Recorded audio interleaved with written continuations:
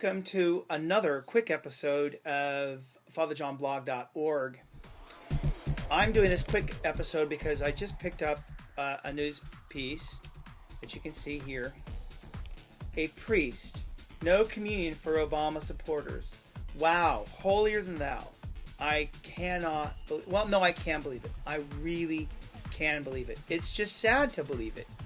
That Reverend John J. Scott Newman from St. Mary's Catholic Church in Greenville, South Carolina, has written a letter telling his parishioners that they should do penance before coming to communion if they voted for Obama.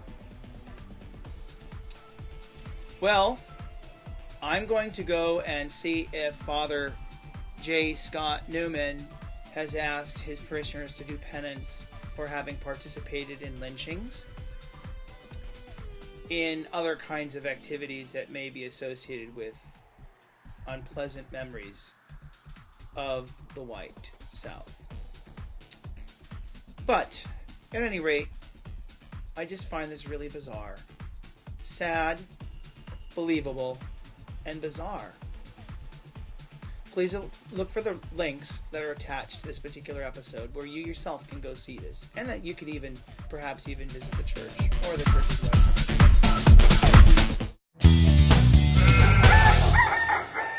Alright, this past election cycle, we have to look at this question of the church in a kind of a post-mortem reflection is when do we cross that line between church and state?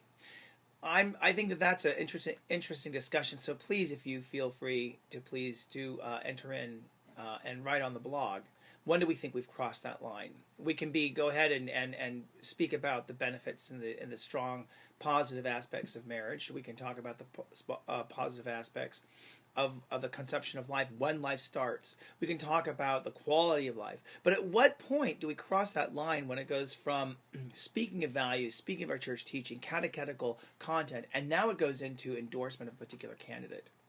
When I speak, for instance, on labor, when I speak on the Social Security benefits, or rather, the infrastructure needs of a community, when I speak to health care for all, universal health care, when I speak to criticizing the aspect of war, when I speak to the protection and concern of immigrants, am I crossing that line into partisan politics?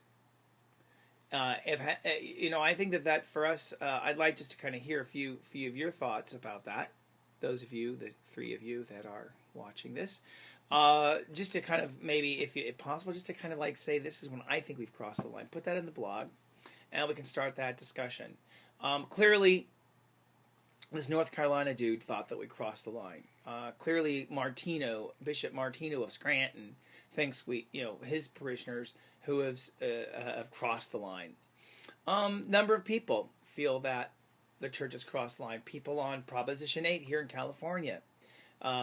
Gay marriage or no gay marriage. There are churches out here that were actively supporting, endorsing Proposition 8. But there are many churches that withheld, that were going against Proposition 8 and actively engaged in that. So when we do we go in and take the 501c3 tax-exempt status away from faith communities because they've engaged in the political effort, or do we kind of have to step back and allow that the dialogue of religious voices, the diversity of voices, to enter into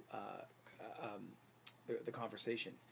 At any rate, please go ahead and write that out. This coming week, I am going to actually be going to the School of Americas in Fort Benning, Georgia, with a small group of parishioners. We will go there and to be part of thousands of other Catholic voices and interfaith voices that are going to be raising the question: should the United States government be supporting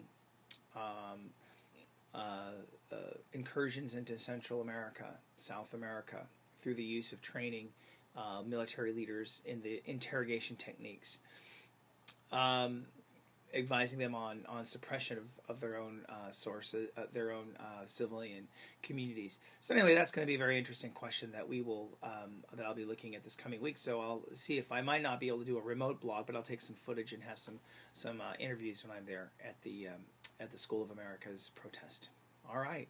So until next week or the week after, I'll see you. And please, this is a blog asking you to weigh in. When do we cross that line? Also have some interesting links so that you can kind of look at those sources for your own enrichment and to help position your own ideas on this matter. Thank you.